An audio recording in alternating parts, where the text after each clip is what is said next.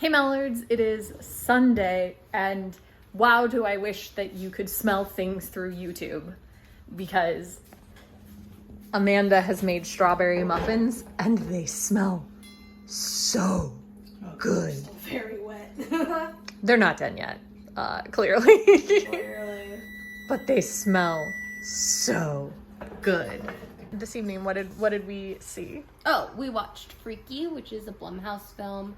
I think from 2019, but it might have come out in 2019. But I don't Either remember 2019 this or movie coming 2020. out. You know, like I hadn't heard anything about it. However, it is a like Freaky Friday meets what you would expect from Blumhouse, similar to Happy Death Day. When it comes to like Blumhouse movies, it's more towards like the Happy Death comedy Day. horror. It was very good. This is apparently going to be a review of Freaky and of Amanda's Muffins. So, in the intermission before we get to taste the muffins, I think that everyone should tell us their favorite, and by favorite I mean maybe the one that made you the most uncomfortable, kill from the movie Freaky. I'll go first. It's definitely the first one in the movie where they shove a wine bottle so far down someone's throat that it breaks and comes out their neck. I'm actually partial to the third kill in that first series, where the killer breaks a tennis racket in half and then sticks the two jagged edges into a guy's head, so it looks like a tennis racket has been shoved all the way through his head. I really liked the table saw. Because I knew it was coming, and then we borrowed the DVD from the library, so the special features like auto-played after the movie ended, and so we got to see like some of the process of making the special effect of him being like sawed in half. It was pretty cool. What was the most unexpected thing about the film? I want to go first. It was unexpected in the I didn't expect to see this in the movie, but as soon as they got into the scene, I knew it was going to happen. And that is that so I don't think we talked about this. It's Freaky Friday, where the murderer, who is played by Vince Vaughn, and the protagonist, played by Katherine Newton, are the ones who switch. So in Katherine Newton's body is this serial killer, and Millie is the girl's name, is now in Vince Vaughn's body. And while she is in Vince Vaughn's body, she convinces her crush that she is who she says she is, and they get into the back of a car and they kiss. And that is not a moment I expected. Vince Vaughn kissing some guy is not a movie moment that I had anticipated. So that's going to be my choice. I was like, I don't care that you're in the body of a serial killer. I'm like, you don't? Yeah, apparently not. You know what? That was very progressive of him. He loves the person inside, even if the person inside is really different from the outside. To be fair, they kissed and they were like, that was weird. Maybe we should wait to do that again. I also didn't expect the movie to end the way it did, and what I mean by that is not that I didn't expect like the scene that was the end, but that I feel like they made the choice to not make the scene that was the end happen, and then they went, oh no, it still needs to happen, and so then they ended the movie twice. My only like complaint about this film in general is that the film like has the killer get shot multiple times and then be in an ambulance, which like you were shot like many times. So seems unrealistic that like he would have survived the amount of shots he took. So I was like, okay, they're not gonna have her kill him, which I assumed that like the movie was gonna end with her getting her body back and then killing him. But then they did have him somehow get out of the ambulance. We don't know, by pretending to be dead.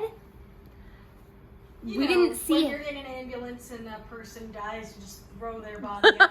Yeah, Yeah, I'm pretty like, sure we that's saw what him- happened. Didn't make it. Bye. We saw him pretend to die, and then suddenly he was in her house. Yeah, there was a maybe that was a deleted scene we didn't get to see. I don't know. And then they did like what I think was a very good scene, where she killed him, and then the movie was immediately over because the like denouement of like her getting back into the body she's supposed to be in and kissing the boy in her own body was the scene before the scene where she killed him. Yeah. So it almost had like a fake out ending, which from I have a degree in film perspective was interesting to be like, oh, the movie's not over. But then that like the movie's not over scene didn't really end. It just kind of was like the scene happens and then the movie, it felt like a deleted scene or like a post stinger, which was unexpected. I didn't hate it, but it was unexpected. I'll say the beginning, I thought that it was gonna be like, because I didn't know the girl's face, like on the promotional material, because I just like didn't really look at it. And there is another blonde teenage girl in the beginning of the movie, so I thought she was gonna like final girl it, out of this group of 4 to 6 teens in the beginning. I think it's 4. Yeah, 4. But that does not happen. So her being impaled was pretty surprising to me. So I was like, oh, I wasn't expecting this to be like a, here's some murders. I thought we were gonna like actually be introduced to the protagonist. That didn't happen, which is fine. Like it's a very Scream thing to do, which is what I said. We're gonna start with Amanda this time. How many knives out of 5, Amanda? I give it 4 kitchen butcher knives and 1 meat hook. All right. Megan? I was gonna say 3 really sharp knives out of 5. Like really, really good knives, but only 3 out of them. Okay.